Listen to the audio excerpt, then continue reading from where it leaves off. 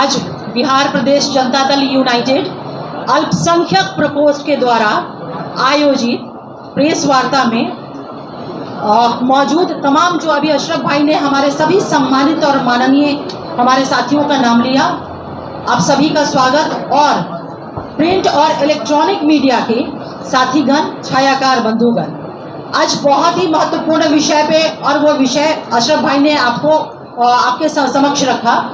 हम लोगों ने आप लोगों को आमंत्रित किया है। जब से सदन में वक्फ अमेंडमेंट बिल इंट्रोड्यूस हुआ, टेबल पर आया, बहस में हुआ, तब से हम लोग इस चीज को देख रहे हैं कि बहुत तरह की भ्रांतियां समाज में सुनने को मिल रही है। जैसे 2-3 दिन पहले से कि भगदड़ मच गई है, ये सारी चीजें स्पष्ट करेंगे अशरफ भाई क्योंकि उस प्रकोष्ठ से हैं।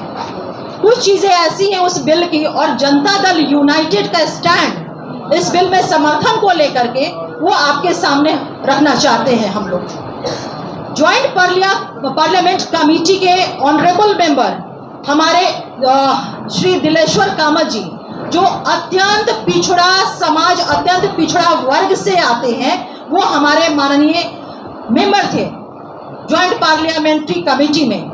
और जनता दल यूनाइटेड का जो कंसर्न हम लोगों ने आदरणीय दिलेश्वर कामत जी के माध्यम से जो पार्टी का कंसर्न था, जो हमने सुझाव दिया था, उस सुझाव को अक्षरशः पालन किया गया है।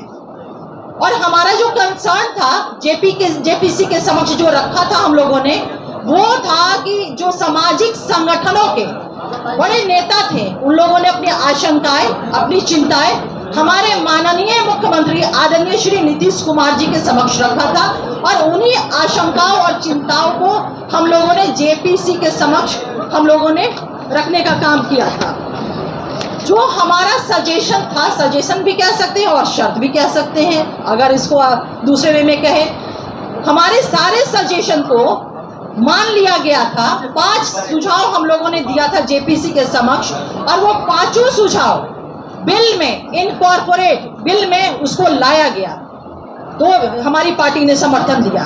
पहला जो हमारा सुझाव था, जमीन राज्य का मामला है, लैंड स्टेट मैटर है, और इसलिए कानून में भी ये प्राथमिकता बरकरार रहेगी। अब सोचिए कि जिस राज्य का, जिस प्रांत का, जिस बिहार के माननीय मुख्यमंत्री श्री नीतीश कुमार जी मुख्यमंत्री हैं, वहां पर जमीन को लेकर के जिस तरह से बातें उड़ाई जा रही है, कही जा रही, भ्रम पैदा किया जा रहा है, कहीं कोई इस तरह की बातें हो सकती है क्या?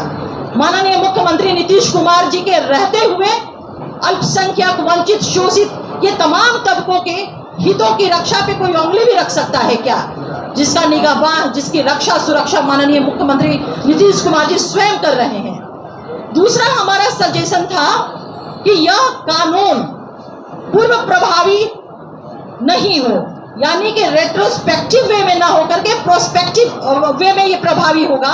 यानी कि जो चीजें जैसी हैं वहां से नहीं, बल्कि जब ये बिल एनेक्टेड हो जाएगा महामहिम के हस्ताक्षर के बाद, उसके बाद से इस बिल के प्रावधान प्रभावी होंगे। तीसरा सुझाव हमारा जो था सजेशन, वह कि अगर वक्फ की कोई संपत्ति रजिस्टर अगर नहीं है, लेकिन उस पर अगर कोई धार्मिक भवन जैसे कि मस्जिद हो गया, दरगाह हो गया, ईदगाह है, कब्रिस्तान है, जिसे आप लोग सुनते होंगे कि लोग जो चिंताएं व्यक्त कर रहे हैं, भ्रम फैला रहे हैं कि सब जो है वो बर्बाद कर ली जाएगी, हमारा सब खत्म हो जाएगा।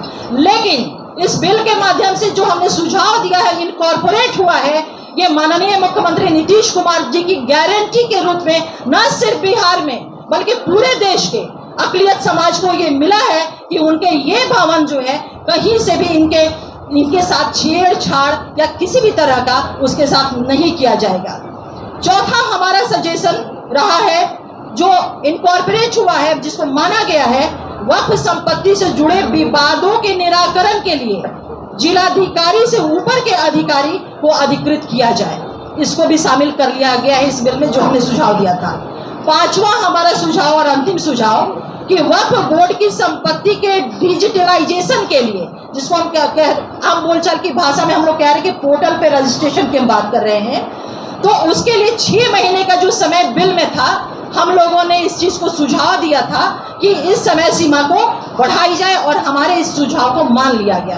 ये हमारे 5 महत्वपूर्ण सुझाव थे जिसकी मैंने आपके समक्ष चर्चा की है। इनको जब बिल में इंट्रोड्यूस कर लिया गया, इनको बिल में इनकॉर्पोरेट किया गया, तब जाकर के हमारी पार्टी जनता दल यूनाइटेड ने बिल का समर्थन किया है। दूसरी बात मैं कहना चाहती हूं आप लोगों से कि हैरानी होती है विपक्ष की बातों को सुन करके, हैरानी होती है कि इस विषय पे विपक्ष जिस तरह से बातों को कह रहा है, यह राष्ट्रीय जनता दल कह रहे हैं कि हम सुप्रीम कोर्ट माननीय सर्वोच्च न्यायालय जाएंगे। अरे भाई, आप लोगों को मैं बता दूं कि यह राष्ट्रीय जनता दल जो कहीं ना कहीं पुनः जो इनका कैरेक्टर रहा है तुष्टीकरण की, वो पुनः चाहते हैं इस चीज को, क्योंकि राष्ट्रीय जनता दल ने जेपीसी के समक्ष अपने किसी तरह का सुझाव दिया ही नहीं बिल के मद्देनजर। ये सबसे बड़ी बात है। वक्फ संशोधन बिल आने के बहुत पहले माननीय मुख्यमंत्री श्री नीतीश कुमार जी ने वक्फ की चिंता की और बिहार में वक्फ विकास बोर्ड की स्थापना की। इसके तहत 110 करोड़ का वित्तीय आवंटन किया गया, जिससे अल्पसंख्यक छात्रावास, विवाह, मल्टीपर्पज बिल्डिंग आदि का निर्माण संभव हो पाया है। तो आप समझ सकते हैं कि माननीय मुख्यमंत्री नीतीश कुमार जी ने अल्पसंख्यकों के हितों की रक्षा, उनके अधिकारों की रक्षा, इन तमाम चीजों को बहुत ही, ये उनका ट्रैक रिकॉर्ड भी रहा है।